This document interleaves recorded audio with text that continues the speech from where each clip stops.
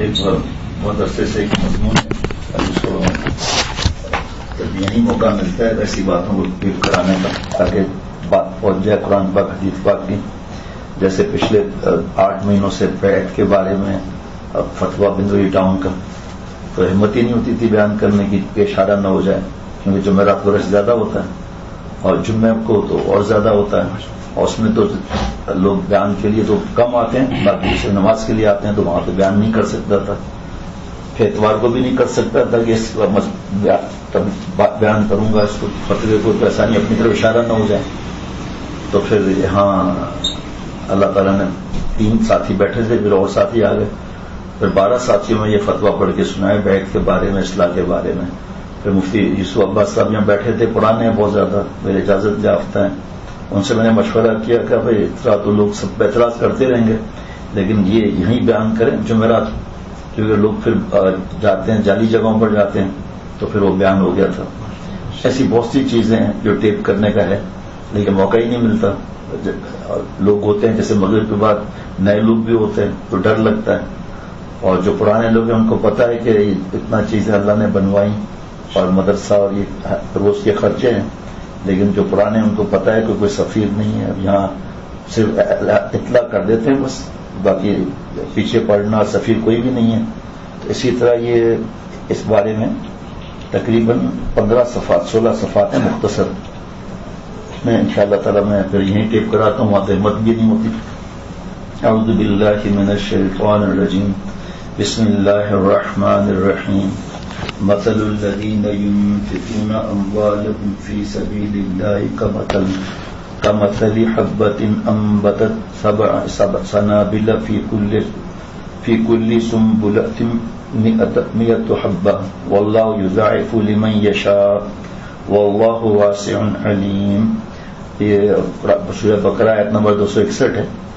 اور تفسیر عثمانی جلد نمبر 1 صفحہ 77 تیسرا پارہ، حضرت شیخ الاسلام علامہ شبیر احمد عثمانی رحمۃ اللہ علیہ کا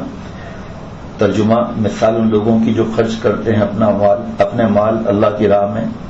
ایسی ہے کہ جیسے ایک دانہ، اس سے اگیں 7 بالیاں، اور ہر بال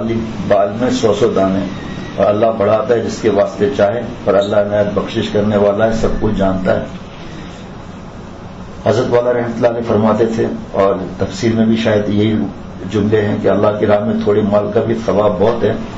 جیسا ایک دانے سے 700 دانے پیدا ہوں، اور اللہ تعالیٰ بڑھائے جس کے واسطے چاہے، اور 700 سے 7000 اس سے بھی زیادہ کر دے. اللہ بہت بخشش کرنے والا ہے، اور ہر ایک خرچ کرنے والے کی نیت اور اس کے خرچ کی مقدار اور مال کی کیفیت خوب جانتا ہے، یعنی ہر ایک سے اس کے مناسب معاملہ فرماتا ہے. تو پہلے شیخ فرماتے تھے کہ ہمارا ذہن جو ہے نا وہ محدود ہے، تو اس کو سمجھانے کے لیے اللہ نے 700 فرمایا، کیونکہ اگر کوئی عدد فٹ نہیں کریں گے تو کیا سمجھیں گے. تو فرمایا یہ 700 سمجھانے کے لیے اللہ 7، جہاں بھی یہی لکھا ہوا ہے 7000 70000 70 لاکھ بھی اللہ دینے کو قدرت رکھتے ہیں. اور اسی میں آیت نمبر جو ہے 262، اس میں ترجمہ ہی لکھا ہوا ہے، جو لوگ اپنے مال اللہ کے راستے میں خرچ کرتے ہیں، پھر اس خرچ کرنے کے بعد نہ احسان جتلاتے ہیں نہ کوئی تکلیف پہنچاتے ہیں، وہ اپنے پروردگار کے پاس اپنا ثواب پائیں گے، نہ ان کو کوئی خوف لاحق ہوگا نہ کوئی غم. تفسیر عثمانی میں اس کی تفسیر ہے، جو لوگ اللہ تعالیٰ کی راہ میں خرچ کرتے ہیں اور خرچ کیے پر نہ زبان سے احسان رکھتے ہیں، نہ ستاتے ہیں ٹان سے، اور نہ خدمت دینے سے اور نہ تحقیق کرنے سے، انہی کے لیے ثواب کامل، اور نہ ڈر ہے ان کا ثواب کم ہونے کا، اور نہ غمگین ہوں گے ثواب کے نقصان پہنچانے سے.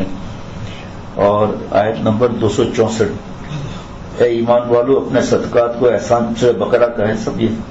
اے ایمان والو اپنے صدقات کو احسان جتلا کر اور تکلیف پہنچا کر اس شخص کی طرح ضائع مت کرو جو اپنا مال لوگوں کو دکھانے کے لیے خرچ کرتا ہے اور اللہ اور یوم آخرت پر یقین نہیں رکھتا. چنانچہ اس کی مثال ایسی ہے جیسے چکنی چٹان پر مٹی جمی ہو، پھر اس پر زور کی بارش پڑے اور اس مٹی کو بہا کر چٹان کو دوبارہ چکنی بنا دیں.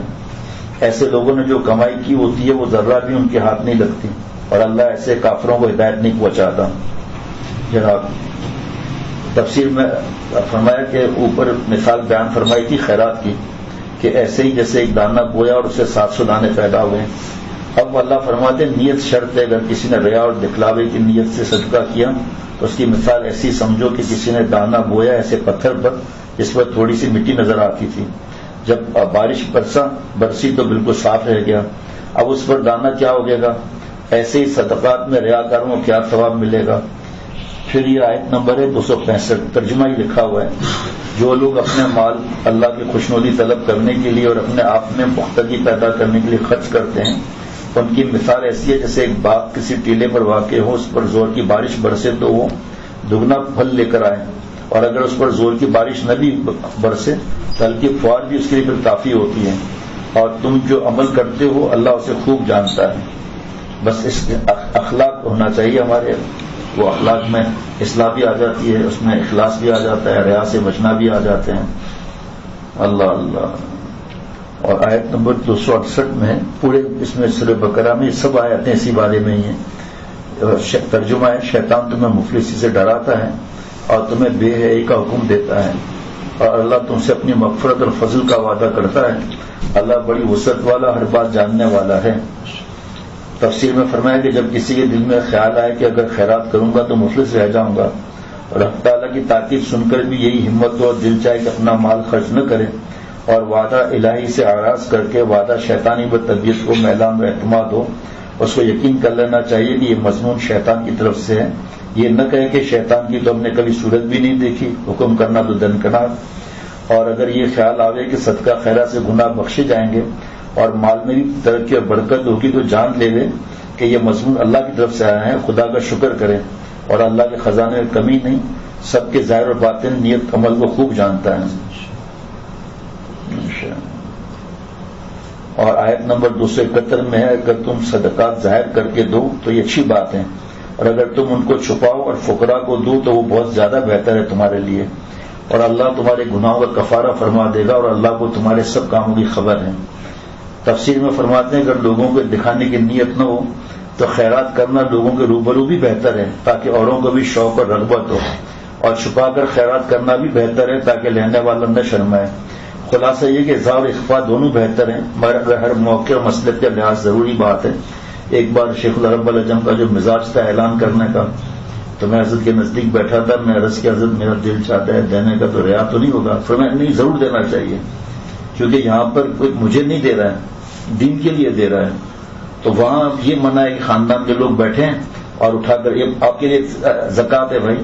یہاں تک حضرت والا فرماتے تھے کہ حضرت مجدد نے فرمایا کہ کس کوئی زکوٰۃ آپ کو 100% یقین ہے زکوٰۃ کا حقدار ہے، یہ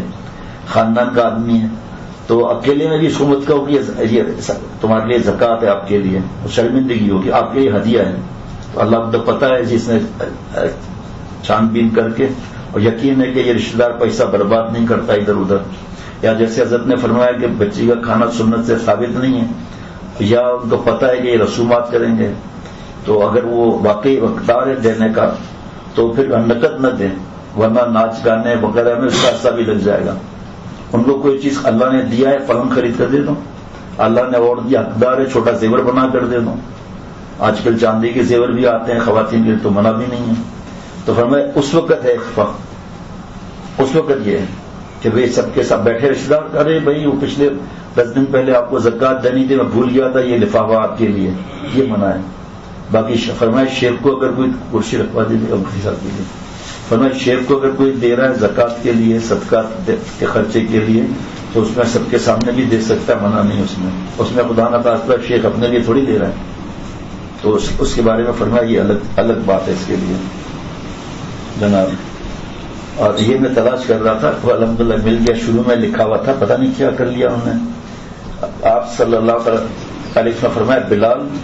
اللہ کی راہ میں خرچ کرتے رہو، اور عرش والے اللہ تعالیٰ کی طرف سے اس کا خطرہ نہ رکھو کہ وہ تمہیں مفلس کر دے گا۔ یہ جب سے مجھے چند مہینے پہلے ملا ہے تو میں اپنے موبائل میں ڈال دیا اپنے لیے، کہ فرمایا کہ آپ صلی اللہ علیہ وسلم نے ابن کثیر میں یہ حدیث پاک لکھی ہے، بلال اللہ کی راہ میں خرچ کرتے رہو، اور عرش والے اللہ تعالیٰ کی طرف سے اس کا خطرہ نہ رکھو کہ وہ تمہیں مفلس کر دے گا۔ سبحان اللہ۔